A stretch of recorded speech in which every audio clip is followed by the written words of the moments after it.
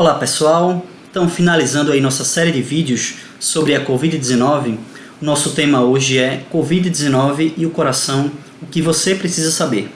Meu nome é Gregório Veloso, sou médico cardiologista.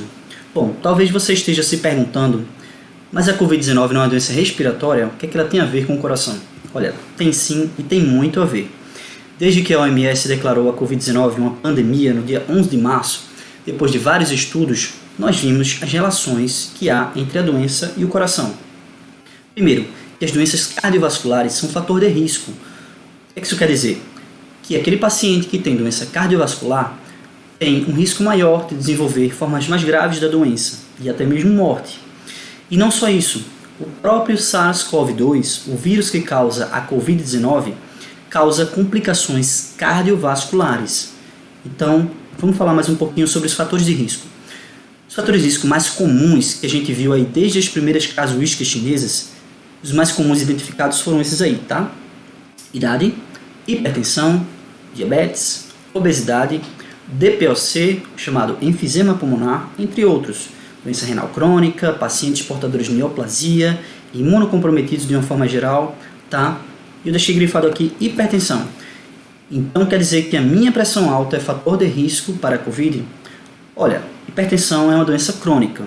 Como qualquer doença crônica, deixa o indivíduo mais suscetível a infecções e, no caso de haver infecção, um desfecho mais desfavorável. Então, mais do que nunca, a sua pressão alta deve estar muito bem controlada. Tá? E quais são outros fatores de risco? Tá? Em alguns estudos, a gente conseguiu identificar fatores de risco outros cardiovasculares diferentes da hipertensão. Coloquei somente um estudo aqui para citar, quem quiser detalhes técnicos, a referência do estudo está no rodapé do slide. Tá? Nesse estudo, ele identificou fatores de risco independentes, ou seja, aqueles fatores de risco independentes de outros fatores confundidores que levam a desfechos desfavoráveis. São eles: idade acima de 65 anos, doença arterial coronariana, insuficiência cardíaca, arritmia, DPOC e tabagismo ativo. Vejam só, desses 6 fatores de risco, nesse estudo, 3 têm a ver com o coração. Então vejam vocês a relação da COVID com o coração. Então, nesse momento de pandemia, a sua doença, a sua hipertensão, sua doença coronariana, a sua insuficiência cardíaca, a sua arritmia ou qualquer outra doença deve estar muito bem controlada. Sempre deve estar. Nesse momento, ainda mais importante. E quais são as complicações cardiovasculares, ou seja, os problemas que o vírus pode levar ao sistema cardiovascular? Complicações identificadas: síndrome coronariana aguda, ou seja, quando falta oxigênio em determinada região do coração. Arritmias cardíacas, miocardite, quando há uma inflamação do próprio músculo cardíaco. Insuficiência cardíaca, quando o coração não consegue bombear sangue da maneira como deveria para os diversos órgãos e sistemas. E até mesmo choque, que é quando há um colapso circulatório no organismo. Então vejam as complicações, o que o vírus pode causar no sistema cardiovascular e a sua relação com o coração. Tanto as doenças do coração são fatores de risco para desenvolvimento de formas mais graves, quanto a própria infecção pelo vírus pode levar a complicações cardiovasculares. Nosso próximo tópico aqui. No começo da pandemia, houve uma preocupação muito grande das pessoas com a veiculação da informação de que alguns remédios usados no tratamento para hipertensão poderiam levar a formas mais graves da doença, deixar os indivíduos mais suscetíveis a desenvolver formas graves. Quais são esses remédios? Os IECAs, os inibidores da enzima conversora de angiotensina, os chamados PRIOs, e os BRAs, os bloqueadores do receptor de angiotensina, os chamados ARTANs. Coloquei uma listinha aqui dos remédios, checa lá na sua caixinha do seu remédio se você toma alguns desses remédios, tá? A gente sabe, pelo mecanismo pelo qual o vírus entra na célula, que esses medicamentos, teoricamente, poderiam facilitar a entrada do vírus na célula e, assim, causar infecções mais graves. Mas veja, isso é uma coisa teórica. Isso não foi comprovado em estudos clínicos em seres humanos. Então, qual é a resposta para a pergunta? Esses remédios não podem ser parados, tá? Essas medicações têm uso consagrado na nossa prática clínica. São consagrados através de vários estudos que mostraram benefício no controle dessas doenças, diminuindo o risco cardiovascular, diminuindo o desfecho cardiovascular, como infarto e AVC e morte. Então, os seus benefícios são muito, muito maiores do que os seus possíveis e teóricos riscos. Várias sociedades de cardiologia pelo mundo afirmaram isso, que esses remédios não podem ser interrompidos.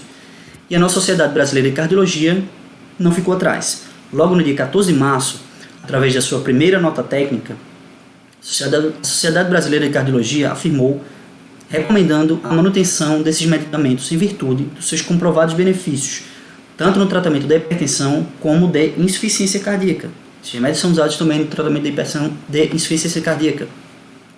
Então, a nossa Sociedade Brasileira de Cardiologia, no dia 20 de março, através do seu departamento de insuficiência cardíaca, reiterou a nota do dia 14, recomendando a manutenção do tratamento com IECA e BRA nos pacientes portadores de insuficiência cardíaca.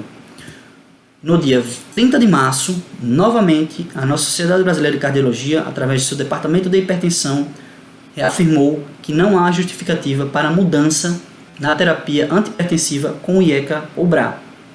Então, remédio para hipertensão, para insuficiência cardíaca, o seu IECA, o seu BRA, não deve ser parado por conta da Covid, tá? Bom, e a hidroxicloroquina? É um pouco difícil falar sobre a Covid e não falar sobre a hidroxicloroquina, a polêmica da hidroxicloroquina. Olha, mas eu posso afirmar para vocês que hoje, 27 de julho de 2020, a hidroxicloroquina já não é mais tão polêmica assim. No meio médico sério, a hidroxicloroquina praticamente já é um assunto superado.